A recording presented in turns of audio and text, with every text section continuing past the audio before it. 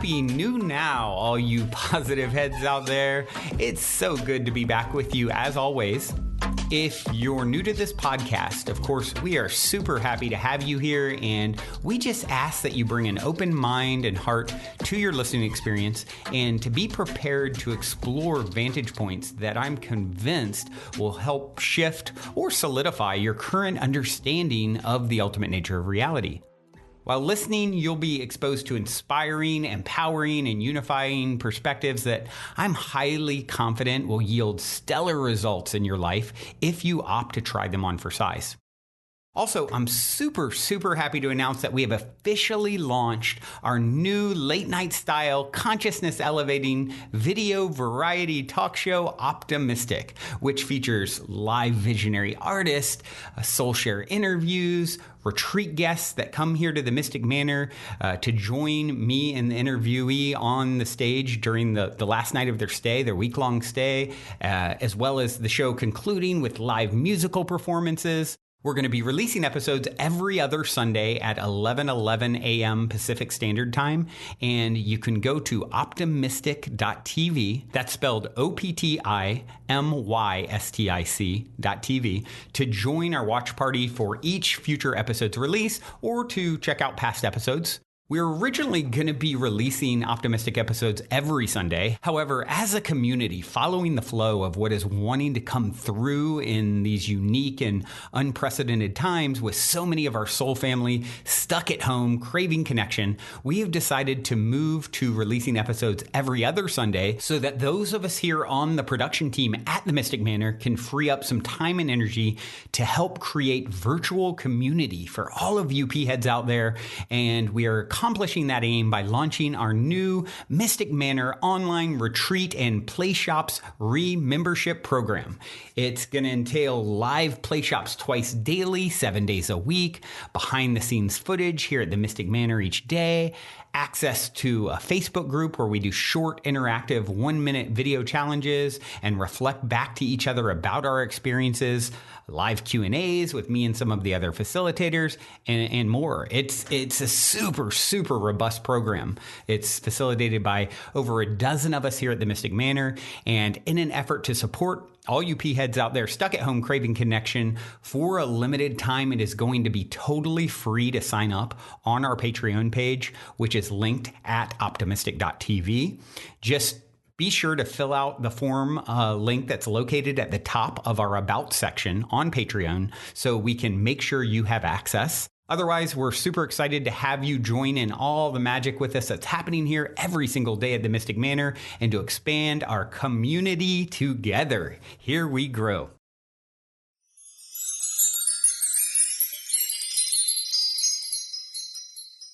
All right, all you positive heads, welcome back. Thank you so much for joining me today on this beautiful day in coronavirus quarantine 2020. What are we learning? What are we grateful for? Where are we finding what we believe in? Where are we finding our truths? Where are we finding our freedoms and our personal sovereignty? And personal sovereignty is one of the things I want to talk about today, because how do we reclaim, because it's really about reclaiming it. We're all sovereign beings. We're born this way. It's just that somewhere along the way, it gets forgotten. And so how do we reclaim our personal sovereignty, and what is that really all about? Well, I think a big part of it is being able to express ourselves freely and freely be who we are. I think that so many of us have been programmed and controlled, for lack of a better word, to fit in, to be just the way society wants you to be. Play a certain role, don't step out of your boundaries, fit in your little box, and just be that way, right?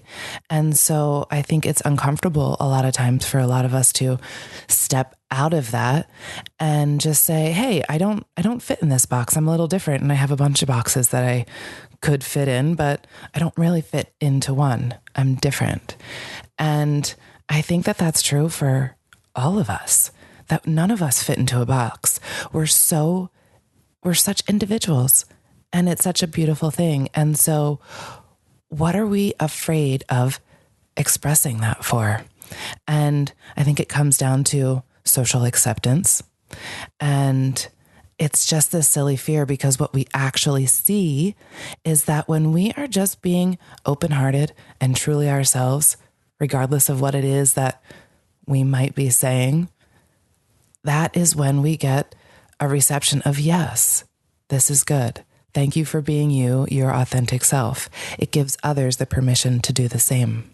And I think it's really important in this time that we're all sharing our opinions, because there's so many layers to this coronavirus onion. I feel like when you start looking at all of these apparent coincidences that really are just making us question what is really going on here.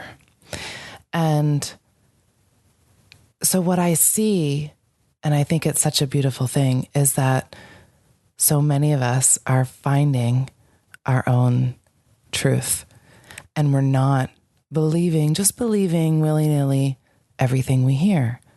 We're looking things up. We're saying, is there truth to this? Let me see what I can find. And what's more interesting is that the more you look, the more you find. And I think what's happening out there is that because so many people are doing this, we're seeing this upsurge of awakening. So, for example, typically before I get into all this stuff, I don't always share so much of my personal opinions and conspiracy theories or political matters or things like that, because, who am I? I'm just another asshole with an opinion. I'm certainly not calling myself an asshole, but what I'm saying is, do you ever hear that saying that opinions are like assholes? Everybody has one, right? So I'm just another person with another opinion. And so I want to remind everybody too that don't listen to a word I'm saying. Don't listen to what anybody else is saying. It's just my opinion. It's my perspective. My perspective is from my own experiences, from the way I respond to my experiences, from my own beliefs and my own belief systems. And that's true for everyone. And so everyone's opinions come from their own perspective. And so I think it's really important that we all share our perspectives and give each other something else to think about. And so that's one of the things I'm going to do today, because speaking of being true to ourselves and our authentic selves, a lot of this stuff has been coming up in my awareness, and who knows what you guys are coming across, but I thought I'd share a little bit. So, and also remember that we are being fed a narrative right now. And so if we're really paying attention to the news and listening to all of the mainstream media, that we're going to be biased in a certain way, right?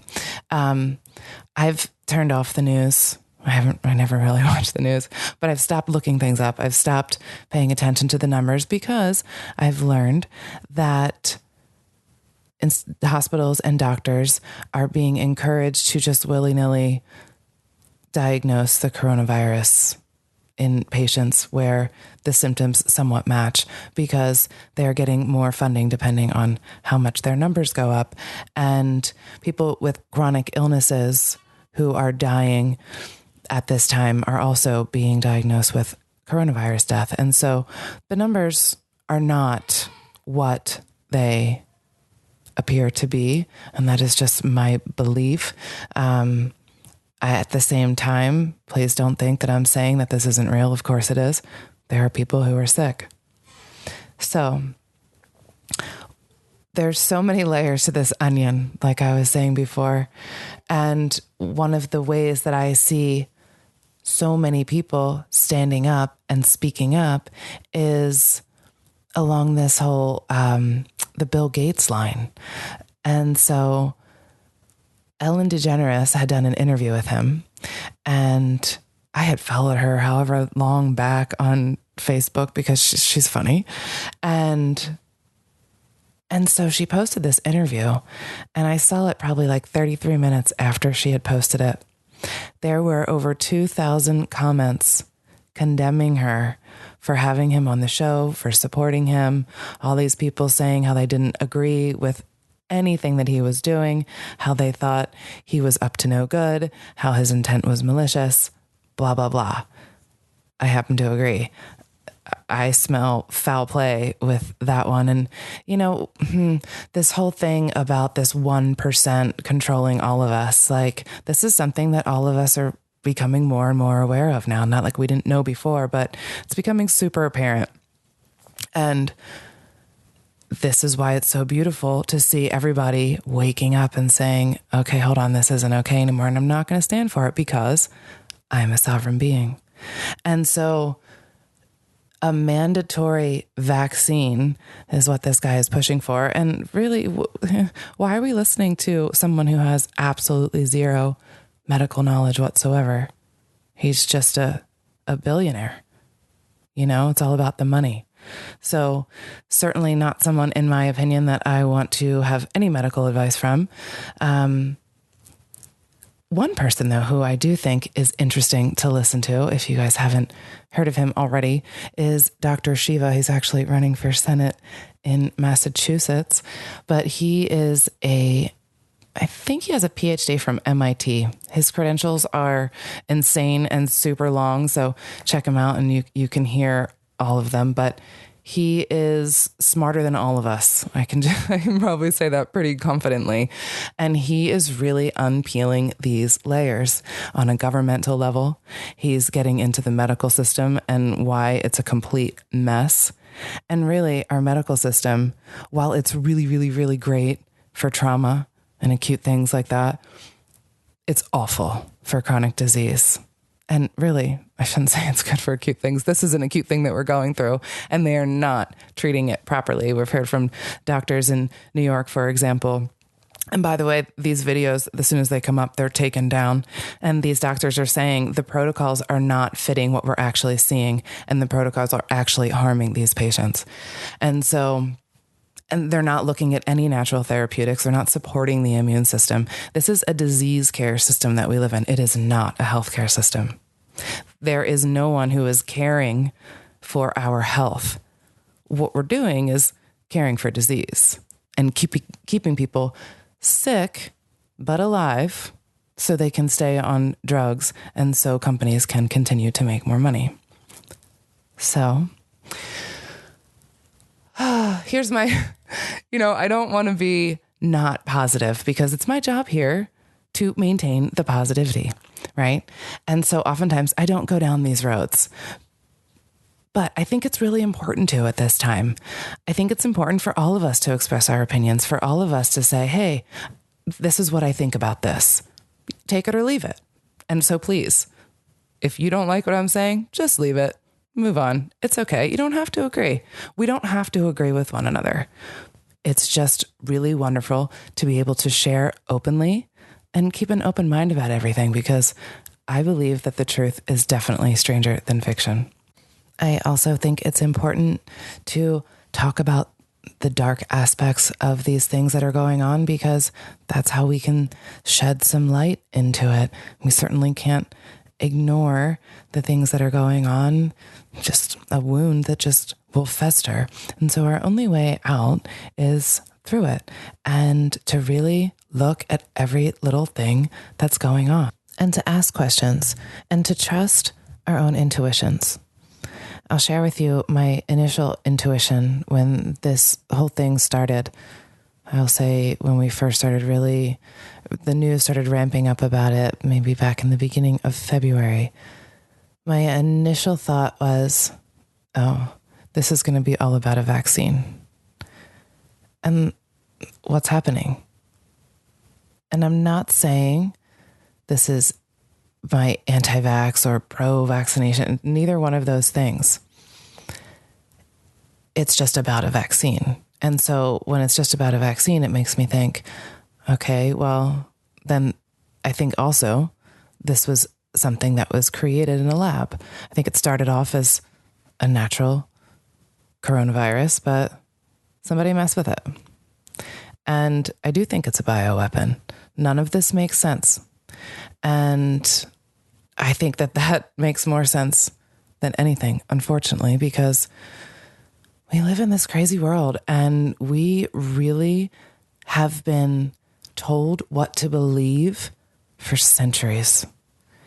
And it's interesting, the more I look up different things, I come across different people who have done amazing things and different quotes. And I found one from Buckminster Fuller. And if you don't know who he is, he's famous for a lot of things, I think. But the thing that I think about when I think about Buckminster Fuller is he came up with the structure of what they now call the buckyball, which is like carbon 60. And it's like carbon arranged like a soccer ball. And he also came up with a lot of different, I don't know if they're free energy techniques, but technologies. But he was just a really, really smart guy. And look him up. There's so much to him. He's written a ton of books, but there's a quote from this one book he wrote called Cosmography. It was written in 1983. And it says this: "The dark ages still reign over humanity, and the depth and persistence of this domination are only now becoming clear. This dark ages prison has no steel bars, chains, or locks. Instead, it is locked by disorientation, caught up in a plethora of conditioned reflexes and driven by the human ego. We are powerfully imprisoned in these dark ages simply by the terms in which we have been made conditioned to think." And if you think about it, we are so conditioned to think a certain way. I was thinking about in my own life the ways that I'm conditioned to think. In science, in medicine, I believe what I was taught. I believe what the textbooks told me. Yeah, we all do that because that's what society says. That's what the protocol is. That's what everybody agrees to. But what we're seeing now is that people are starting to think outside of that. And that's why I will say that I am grateful for situations like these. I know they're so difficult to go through, and I don't want to sound insensitive when I say things like that, because I know exactly what it's like to lose somebody to a situation like this. My mother died 15 years ago because she was immune compromised and caught a bug. And here's the thing. Did I blame the bug? Did I blame the person who got her sick? Did I get mad about it? Of course I did. But I quickly realized this was her time. This was her soul's choice. And there is nobody to blame. And I think this is true now with anyone who decides, anyone's soul who decides that they want to leave at this time. This is an opportunity for that to happen. Just like a tsunami, an earthquake, a fire, a car accident, anything. It is the soul's decision. So I'm saying that because I just want to say I understand what it is like to lose a loved one in a situation like this. At the same time, I don't want us to be in fear. I don't want us to be afraid of bugs. Our bodies are made of millions of billions of bugs. I've always been completely amazed by the fact that we're all not running around with hepatitis C, with how dirty we humans are. Legitimately, like, go into a public restroom anywhere. It is not clean. There is all sorts of excrement. You would think we'd all have hepatitis, but we don't. You want to know why we don't? Because we have amazing immune systems. I'm going to quote Dolores Cannon because I can't help myself. Our bodies are miraculous machines that have been created to heal ourselves as long as we don't get in the way. And I hope I'm quoting that correctly because I'm just pulling it out of my head. So it might be a little wrong, but it's close enough.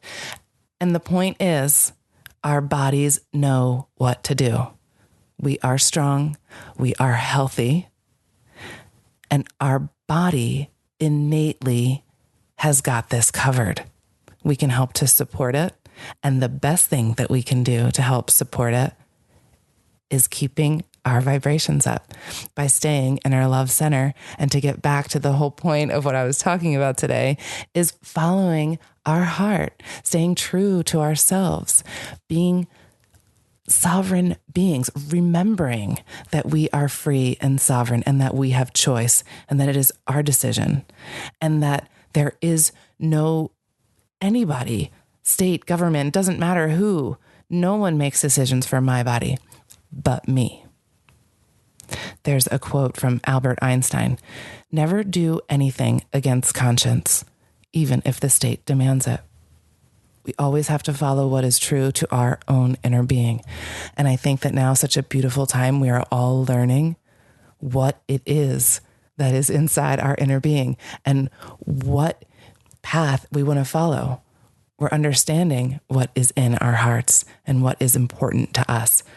And by having that strength to stay true to ourselves, we stay in this high vibration. We stay in our hearts. That inner strength, it comes from our heart. This is the only protection that we need, is coming from our heart.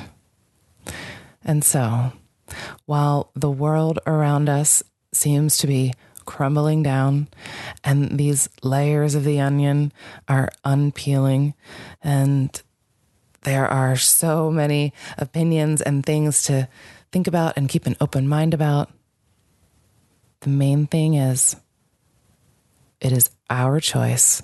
We are free and sovereign beings.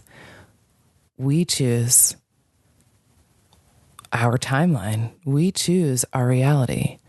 We choose to stay in our hearts. And the more we choose this, we see this world around us continue to unfold in this most beautiful way, where everyone is waking up and we are ascending and people are loving each other more and we're coming together and we're standing strong. There's so much of this and it's building and building and building every day. And so I want to encourage you all, stand in your power, stand in your hearts. It's okay to be vulnerable. That's what makes you strong. And let's not forget all of the things that we understood before this situation happened. We are energy beings. We are little creators. We are fractals of source. We create our own reality. This situation doesn't change any of that. We are in charge of our energies. We decide. Okay, I think that's enough for me today, everybody. I'm going to leave you with this song that I absolutely love. And it's a song that I tend to play in the mornings, at least a few times a week, because I find it to be very peaceful and also very joyful. And I kind of dance around my yard a little bit while I listen to it. So if you feel inclined to join me, time is all now. So have a little dance with me if you'd like. This is Rising Appalachia, Novels of Acquaintance. Until next time, everyone, I love you all. And if you're feeling the call to come for a week retreat style Mystic Manor immersion, remember to go now and book your time to speak with me directly about stepping into the optimistic vortex at calendly.com/talk with Brandon while there are still spots left. Otherwise, I look forward to co-creating magic with you at the Mystic Manor.